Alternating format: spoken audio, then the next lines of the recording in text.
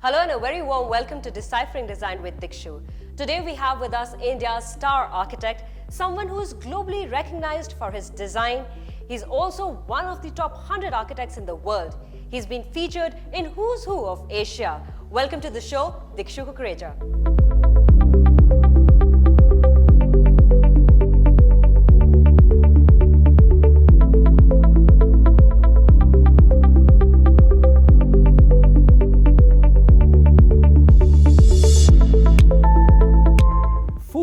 Is an intrinsic part of our existence.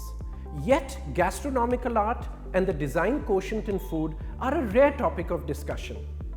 Through today's episode, let's decipher this uniqueness in culinary arts and its association with architecture. There is scientific connection between food and design. Our eyes absorb the symmetry and color of a food item, which sends a signal to our brain that the dish is attractive and probably delicious, which immediately sends a message to our taste buds to make them salivate. There is design in every sensibility, from a roadside vegetable vendor in the way he arranges his vegetables, to a Nimbu Pani vendor who arranges his nimbus and mint to make them display mouth-watering, and design becomes the underlay of every business. There is design even in the mathematical arrangement of cauliflowers transported in a truck. The idea for today's episode was actually inspired by an interesting incident. Few years back, on a visit to Tokyo, I was invited by my Japanese friends to a sushi restaurant. As we sat at the sushi bar and got chatting with the chef, he explained how important the selection of cutlery for preparation and serving are, the thought between the space arrangement and each element in the interior is finding a balance with the other. Hailing from a design background myself, I was awestruck at the nitty-gritties of the entire experience that our chef was curating. Closer home, isn't the Indian thali a work of art? It has been deconstructed and reinterpreted across generations by restaurateurs. Each region has its own characteristic style, which reminds me so much of architecture. Why is it that when we think of berry pulao, our mind immediately starts recalling the red and white check tablecloth, small chairs, high ceiling with dropping down fans, and a colonial era architecture? What is it that lingers and stays in our mind long after a good meal? The dining experience provides its own charm and influences memory callback, which is why some places stand out more than the rest. In today's times, in addition to curating art on the plate, the chefs are working equally hard along with architects and designers to ensure a distinct identity in the whole dining experience.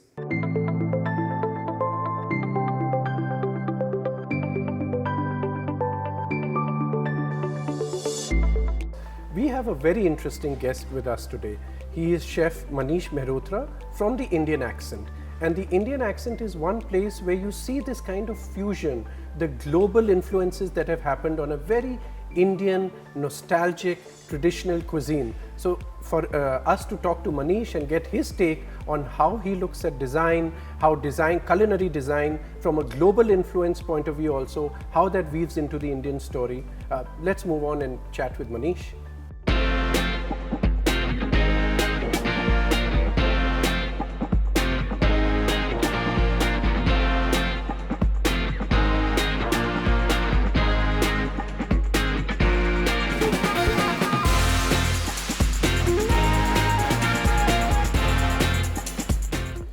So Manish, it's lovely to have you on the show today. Thank you so much.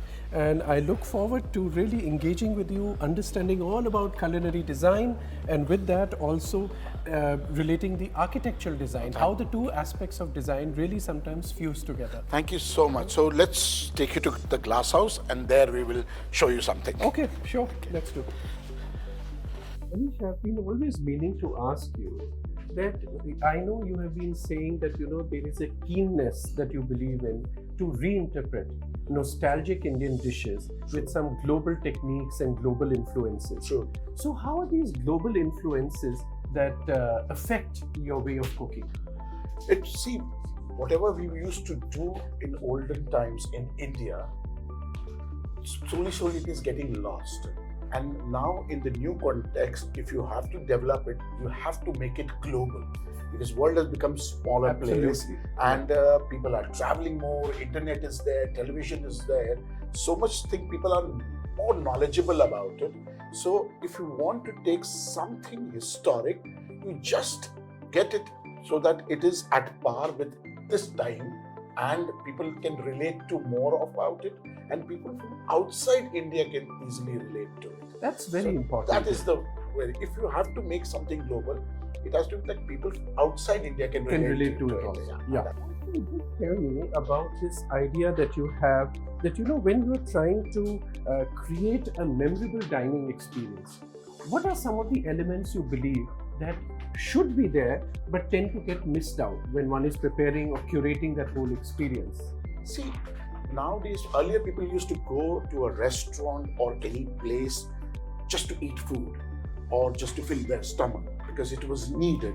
But now people go out, especially this kind of a restaurant where experience matters. Yes. And when experience is like a circle. You can't miss anything, otherwise that circle will break. That the food should be very, very good, but only good food cannot fulfill the complete experience. The service has to be good. Right. But more than food and service, it is very, very important. But the environment, the setting, that is very, very important.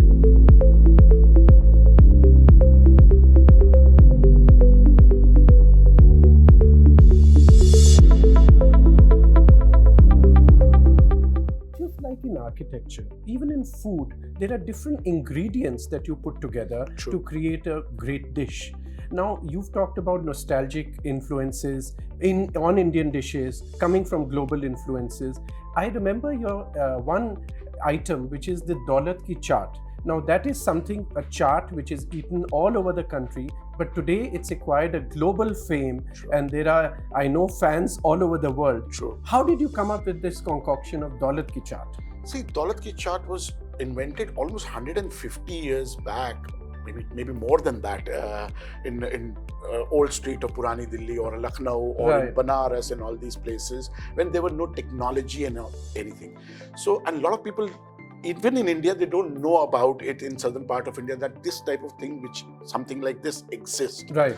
So it is. I try to get it back to the my restaurant and make it more global and started serving in New York also, because it is called Daulat ki chaat. So we added this little bit of fake business and monopoly money, which I think. Are you paying your customer to have that? I wish.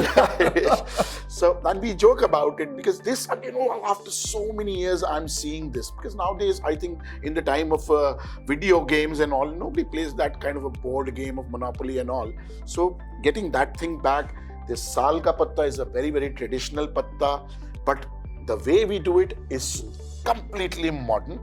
Not the traditional way, but the flavor, the taste profile, everything is. So when you eat it, it's really authentic Daulat ki chaat or a Makhan Malai or Malayo from Banaras, but completely in a different setting. My mouth is watering. Yeah. So that is how. So I'll show you. Show me. So that sounds so fascinating. So this is how.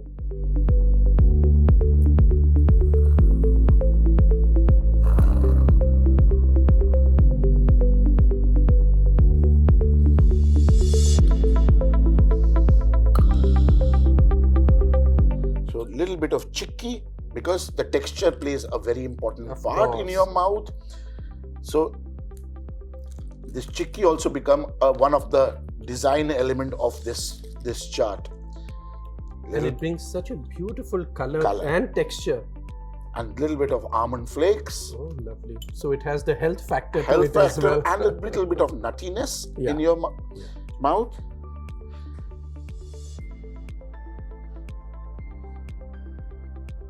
A flour, and the final, which is a surprise factor of this designing of these dishes, Oh my goodness, look at that.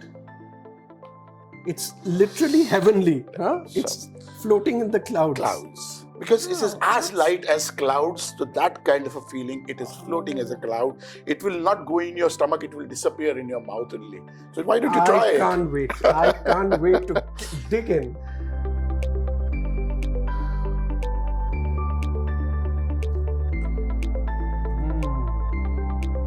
My goodness. So were there ever any apprehensions or concerns that you thought might arise in the minds of your customers when they would look at these very traditional, conventional Indian dishes, but they were being served to them in a completely twisted or a completely different interpretation that was coming on the dish when it would land at their table? Do you think they would be getting very concerned? Yes, when we started this restaurant 11 years back, it was that was one thing which I used to always think, whether people will accept this kind of a food, this kind of a design, this kind of a plating or not. In the beginning, it was a bit difficult because you're opening a Indian restaurant in Delhi without butter chicken. How can this be possible? But slowly people started getting it, what exactly I wanted to eat. These are absolutely traditional flavors and dishes which are done in a global way. So Dikshu, I'm very curious to know how, as an architect, how you will deconstruct a dish in a design point of view. So, Manish, for me, when you look at food, I feel it is not just something which is an essential to just satisfy our hunger. Just the way I believe when I design a home, it's not about just creating a shelter. True. There is more to it in that. Absolutely. And for me, it is about all the sensory experiences that you can engage. So, for example, right here, if you see, it is about the touch, the texture of the food item. If it's a dish that comes served, one looks at the color, the balance, this color for me seems so appealing, and look at it offset against the white mushrooms and the red chilies. So it's the color, the symmetry, the balance, all these things matter. It's the flavors that matter. So all the senses that one can think of, for me, that's what is deconstructing food. Engaging all the senses that one can relate with. True. I totally agree with you, whatever you're saying. So I want to know from you that when we are looking at, when you are preparing a meal, does your mood sometimes influence the outcome of the dish? For example, if you've had a bad day at home, you come and make the meal extra spicy or something. Like when you are asking me and when people are listen to this kind of a question, they think we are joking. But it's absolutely true. It's absolutely true. If you had a bad day in your house and you are doing cooking it really affects your cooking. I can imagine. A true person can easily find out that बोलते हैं ना कि आज chef का mood खराब है क्या? Right, so right, that right. kind of it really happens, and you yourself don't feel like doing justice to the dish. Because it's a creative line, it has to do with emotions, whatever you might say. Absolutely. There's not a complete science to it. So True. next time I'm having a meal at your place, I'll call up and ask, "Aaj mood kaisa hai ghar pe?" So Dikshu, when as a chef, these are the ingredients which help me to create a dish. There are thousands of ingredients which help me to. As a architecturally, for you, what are the key ingredients for you to create maybe a design or a building, if you think it's a culinary process? Right. So Manish, you know what? I feel there are so many similarities in this whole culinary design process and architectural design process. Now let's see how we both start. When you are thinking of creating a dish or I'm thinking of creating a design for a building, we both start with a vision that this is what our goal is. Once we lock that vision, then we start procuring the materials.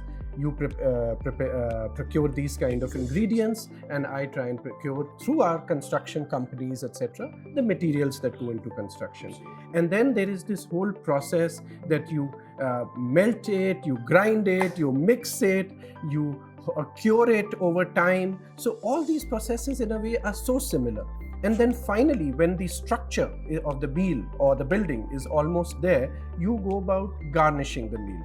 And we go about creating the skin of the building, the facade of the building, so that the overall structure gets enveloped and is a complete element in terms of a building design. True. So I think there's so much similarity in that respect think so. that we break down, we pick up the components, and from there we bring them together, create an ensemble, and then you have a finally kind of a result. So Manish, really, it was such a fun experience, enjoyable experience, and I can still sense that Daulat Ki Chaat. And I'm telling you that before you know it, I'm going to be back here again for even the whole multi-course meal experience. It's been amazing. On the other side of the break, we continue our chat on design.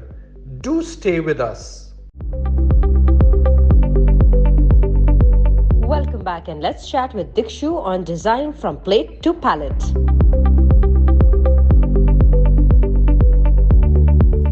We are here at the Indian Accent, and we all know like this place is famous for the Indian fusion food. It seems to be that, you know, the whole culture of eating food on a thali or a banana leaf, which was done earlier, is now all coming back together, and now we call it exotic. Yes. What is your actual take on, you know, the re-emergence now? So you're absolutely right, Richa. There is now this re-emergence which is going on, and the re-emergence has to do with not just food, like eating organic fruits and vegetables, but it's happening even in architecture. We realize today in different design disciplines, I would say, including architecture. For example, now we are talking about sustainability, sustainable design, sustainable living, and we are using more natural materials. It is about, you know, recycling water, using natural things like solar, wind, and other sources of energy, rather than depending on man-made energy. Because what have we done? I would say in the last century, we have literally rampaged our planet. So if we have to halt this climate crisis, we have to be sure that we do things in a sustainable manner. And that, if you see, is happening across disciplines. So whether it's culinary or, for that matter, architecture, I see that very much the case. So Dikshu, we can say it rightfully, going back to the roots again. Yeah, absolutely. That's what it is, really. And I think for the better. And yes. Thank God for it. Dikshu, it's interesting to see that, you know, food is one of those things who can actually cross all boundaries and cultures, you know. For example, like somebody who might have never traveled to Italy, but eating Italian food, they seem that they have some connection with it. Even though we eat Chinese, which is not actually Chinese, but you feel that you know China. Yeah. What is your take on a movement like this, you know, on the whole idea of actually reaching out and going ahead and making everything mix around and being one together? You know, that's, if you see food as a culinary experience, I mean, let's go back in history and see how the spice route developed and how culture transferred from east to west and vice versa, yes. just by the traders who were going selling their spices. Yes. So I think historically also food, and for that matter, I believe design has always had this kind of transcending boundaries experience. And when the traders of spice route did that, there were so many design elements which moved from one part to another. If I can ask you, and I know when somebody creates something, everything is close to their heart. But is there like a property or something that you created on a resort or maybe in a food court which you think are very, very close to your heart, a design element? So, you know, yes, when I worked, one of the very first projects when I came back to India was recreating the hotel in Kashmir, in Srinagar. This used to be a Oberoi property, and then it became a Lalit Palace. So just working there in the mountains where people go for relaxing with a completely different frame of mind. So just designing out there was very, very special because one had to soak in that entire atmosphere that you're giving to people when they're going to the hills. And I remember when I worked with a firm which was involved with the design of a restaurant on the top mountain in Europe, in Switzerland. So it was like, it's called Top of Europe. So it's amazing when you're designing something like that at that altitude and giving people that memorable experience of a lifetime. So you then build a story around that. And we should build a story around this interesting mocktail that we both have got. It's beautiful. Cheers to us. Cheers.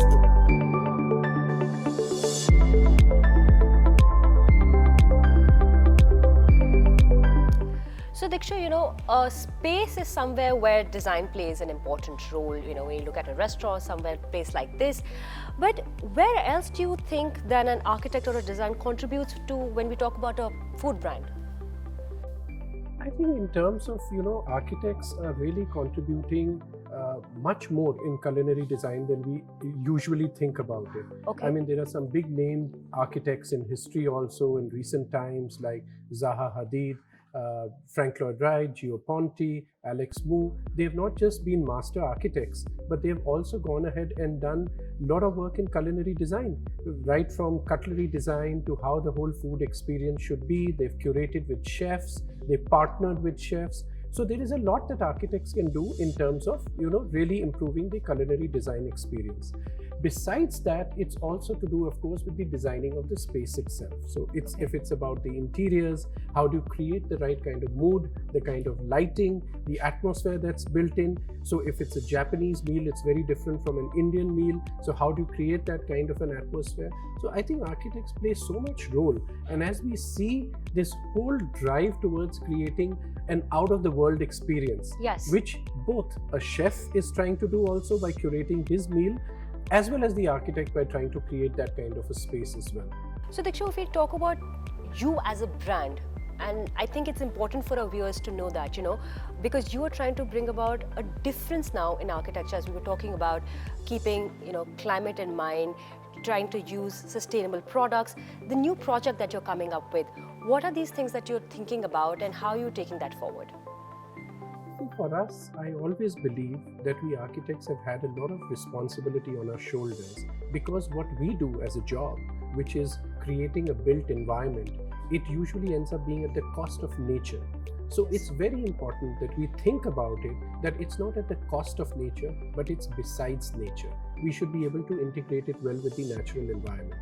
There's been more concentration on what architectural styles, like people import this whole idea of, glass buildings. They think it's modern, so they bring it in a climate which is not at all relevant to it, a place like Delhi or Dubai for that matter. So I think it's very, very important, at least as far as our work goes, that we believe in very contextual architecture.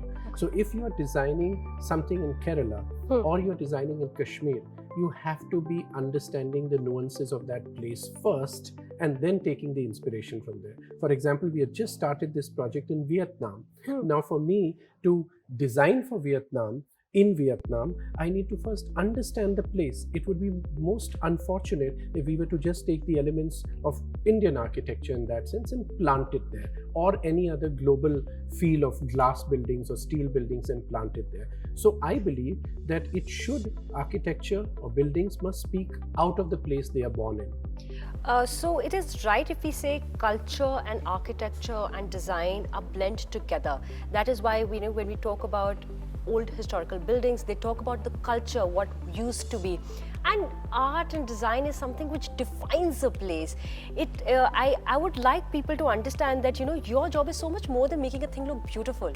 Because stuff from history, if we talk about things in Egypt, we talk about Rome, we talk about countries and cities like this, we talk about because of the architecture over there, which is one of your favorites in our country. I think it is very, very important that we look at, and you're so right about it, that architecture is inspired from culture.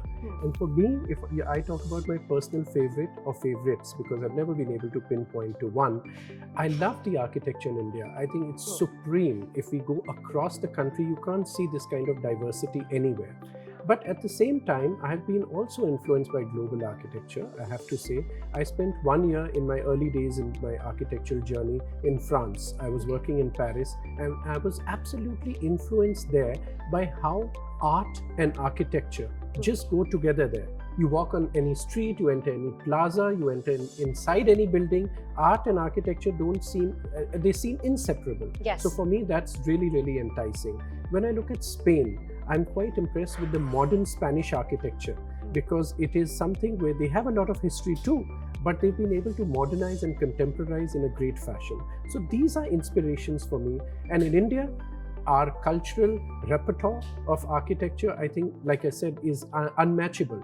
So with that behind us, I think for us architects to take that as an inspiration and move and contemporize it is something we must be doing all the time. Dikshu, trust me, this episode is going to be so important for a lot of, aspiring architects, people who are studying architecture, and even for people who love food, for them to understand that all this that is displayed in front of us, all that you had a conversation with Manish today about how, we understand food with design elements. Before we wrap up this episode, I would want to know one thing from you. How do you describe this in a designing kind of aspect? Let's understand that. Yeah, that's a good question. And Richa, if you look at this dish, now we don't know yet what it tastes like, right? So first it's looking at, it's engaging our visual appeal to us. And you see the kind of symmetry with the 2 cherry tomatoes balancing the whole composition on either side. And you know, in any classic design, you will notice that there are always odd numbers, 3, 5, 7, 9. So you can see these 5 slices that are so systematically, harmoniously placed, the kind of rhythm between the piece itself and the gap. So for me, these things, when I look at it, now you might find it funny, but for me, when I look at it, it could actually be 5 IT buildings or office buildings which are placed in an IT park. So that's the way I'm sort of tuned to look at anything around me. It always relates with the architecture. But really, at the end of it, it's about the sense of symmetry, the balance, the color, the garnishing that is there. It's so delicately placed out here. So I think all these things are all about visual appeal and aesthetics. And that's why I believe that design is omnipresent. Absolutely, Dikshu, and thank you so much. You know, you've helped me gain so much knowledge today. I'm sure our viewers have also been enlightened with stuff that you've told us. But that's not all. We're going to be coming up with some more exciting episodes. So keep watching out for this space to know more about design being an integral part of our life.